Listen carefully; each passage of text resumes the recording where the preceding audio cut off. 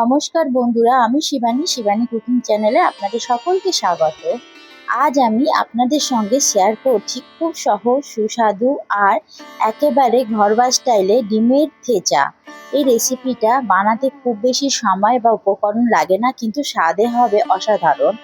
প্রথমে আমি এখানে 4টে ডিমকে সেদ্ধ বসিয়ে দিচ্ছি। আমি 4টে ডিম দিয়ে করছি, আপনারা ডিমের পরিমাণ বাড়িয়ে নিতে পারেন।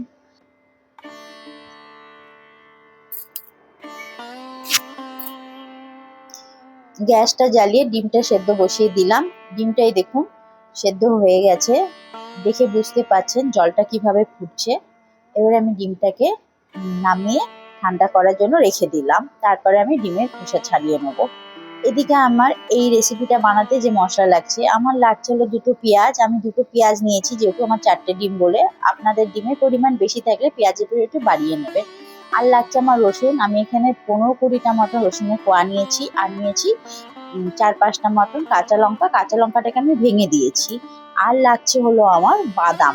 আমি এই বাদামটাকে চীনা বাদামটাকে শুকনো কড়াইয়ের মধ্যে ভালো করে ভেজে নিয়ে তারপরে ছালগুলোকে বের করে নিয়েছি। এই যে হাত দিয়ে ডলে ডলে চীনা বাদামের ছিলেগুলো বের করে নিয়েছি। এই যে এই এতটা আমার চীনা বাদাম লাগবে, 1 মুঠোর মতন। আর লাগছে আমার হলো দই, টক দই। এখানে আমি এই ছোট বাটির 1 বাটির মতন টক দই নিয়ে নিয়েছি। এই টক দইয়ের মধ্যে আমি একটুখানি লবণ দিয়ে দিলাম, একটু না, স্বাদ হিসাবে লবণটা মেশালাম টক দইয়ের মধ্যে। দিয়ে ভালো করে টক দইয়ের মধ্যে লবণটা ঘেটে নিলাম, যাতে টক দইয়ের মধ্যে লবণটা মিশে যায়।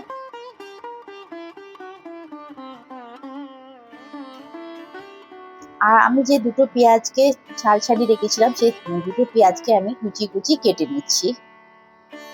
এইভাবে পেঁয়াজ দুটোকে কুচি কুচি আমি কেটে নিলাম।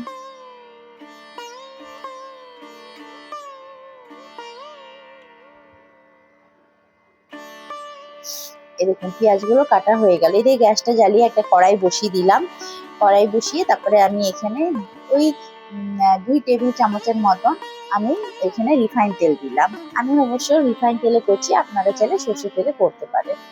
এদিকে ডিমগুলোকে আমি সেদ্ধ করা ডিমগুলোকে আমি আধা করে কেটে নিয়েছিলাম, মাঝখান থেকে সমান সাইজ করে আধা করে কেটে নুন হলুদ দিয়ে ডিমগুলোকে আমি এবারে ভেজে নেবো এপিট ওপিট করে। আমি নুন দিয়ে দিলাম, একটু হলুদ দিয়ে দিলাম, দিয়ে ডিমগুলোকে এবারে ভেজে নিচ্ছি। আর দিয়ে দিলাম কাশ্মীরি লঙ্কার গুঁড়ো। এই দেখুন এইভাবে ডিমগুলোকে এপিট ওপিট করে হালকা ভাবে ভেজে নেবো। যেহেতু কেটেছি আমি ডিমগুলোকে, মাঝখান থেকে সাবধানে ভাজতে হবে যাতে কুসুমগুলো বেরিয়ে না যায়।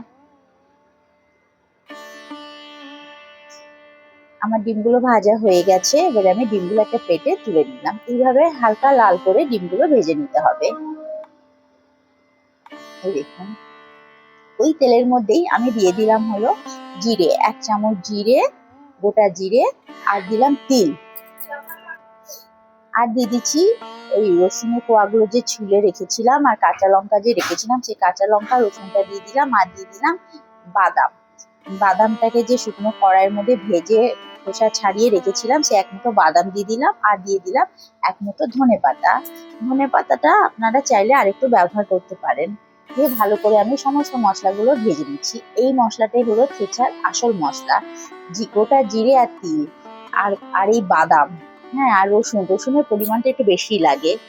আর এই কাঁচা লঙ্কাটা দিয়ে সমস্ত মশলাগুলো যখন ভাজা হয়ে গেছে, একদম পুড়ে যেন না যায়, হালকা ভেজে নিতে হবে। বেশ সুন্দর একটা গন্ধ হয়, তখনই বুঝে যাবে যে মশলাটা ভাজা হয়ে গেছে। এরপরে আমি মশলাটাকে একটা মিক্সির বাটির মধ্যে তুলে নিচ্ছি। যখন মশলাটা একটু ঠান্ডা হয়ে যাবে, তখন এটা কোনো জল দিয়ে পিসবো না, জাস্ট হলো দরদরা ভাবে পিষে নেবো। একদম মিহি হবে না এটা, আর জল দিয়ে পেস্ট হবে না, জাস্ট দরদরা ভাবে পিষতে হবে। এই যে মশলাটা তুলে নিলাম, এটাই হলো থেচার আসল মশলা।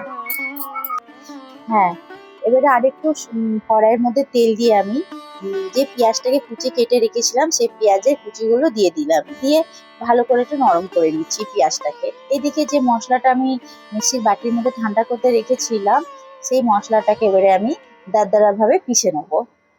এই দেখুন আমি মিক্সির বাটির মধ্যে মশলাটা দরদরা ভাবে পিষলাম। দেখুন ঠিক এরকম পেশা হবে, একদম মিহি পেস্ট হবে না এই মশলাটা। এই রেসিপির মশলাটা কিন্তু ঠিক এরকমই পিষতে হবে, মানে একদম মানে মিহি পেশা হবে না। এদিকে পেঁয়াজটা আমার হালকা ভাবে ভাজা হয়ে গেছে, পেঁয়াজটা জাস্ট নরম হয়ে গেলেই হবে, মানে অনেক বেশি লাল করে ভাজার দরকার নেই। এই দেখুন পেঁয়াজটা আমার হালকা লাল ভাবে ভাজা হয়ে গেছে। এবারে আমি এই মশলাটা দিয়ে দেবো, মানে থেচার এই আসল মশলাটা আমি দিয়ে দিচ্ছি এই পেঁয়াজের মধ্যে। এই মশলাটা দিয়ে দিলাম পেঁয়াজটা ভাজা হওয়ার পর।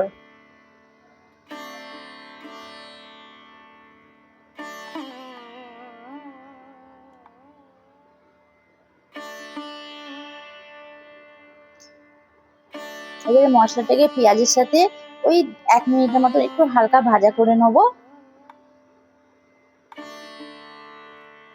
এই সময় দিয়ে দিচ্ছি হলো আমি হলুদ পরিমাণ মতন, আর কাশ্মীরি লঙ্কার গুঁড়ো দিয়ে দিলাম কালারের জন্য। ভালো করে নেড়ে নিচ্ছি। হলুদ আর কাশ্মীরি লঙ্কার গুঁড়োটা মশলার মধ্যে ভালো করে মিশিয়ে নিলাম।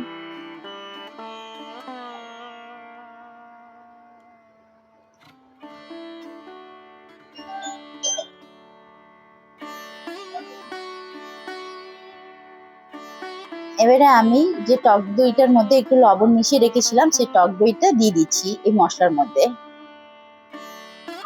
এবারে এই বাটিটা ধুয়ে এই বাটির জলটা দিয়ে দিলাম, দিয়ে ভালো করে মশলাটাকে এবারে কষিয়ে নেবো এই দইটা দিয়ে আর ওই বাটি ধোয়া জলটা দিয়ে।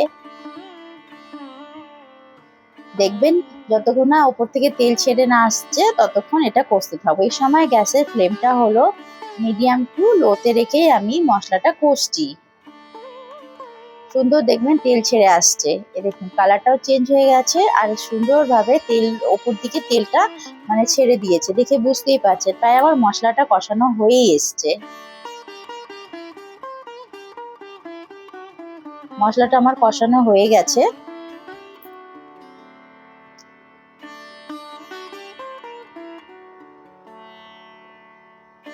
এবারে আমি জল দিয়ে দিচ্ছি, জলের পরিমাণটা বেশি দেবো না, যেহেতু এই মানে রেসিপিটা একটু গা মাখা হবে সেই জন্য জলের আন্দাজটা অল্পই দেবো। আমি এই ছোট গ্লাসে 1 গ্লাসের মতন দিয়েছি। জলটা দেওয়ার পর একটু নাড়িয়ে চাড়িয়ে তারপরে যে ডিমগুলো ভেজে রেখেছিলাম আধা করে কেটে রাখা ডিমগুলোকে সেই ডিমগুলো দিয়ে দিলাম। দিয়ে এটা ওই 5 মিনিটের মতন এটা রান্না হতে দেবো। যেহেতু সবই সেদ্ধ করা আছে তাই বেশি সময় লাগবে না। এই সময় গ্যাসের আঁচটা আমি মিডিয়াম টু লোতে রেখেছি।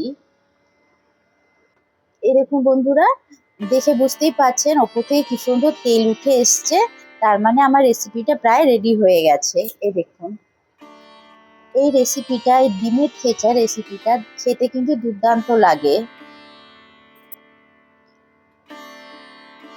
ব্যাস তৈরি হয়ে গেল দারুণ স্বাদের ডিমের থেচা।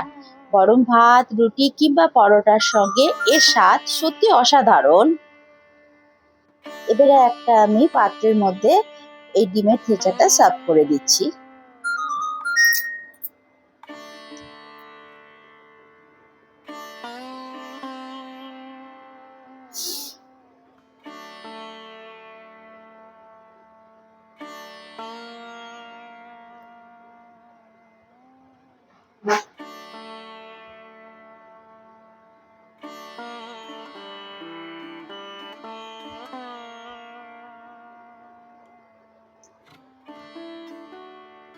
আমার ডিমের থেচা রেডি।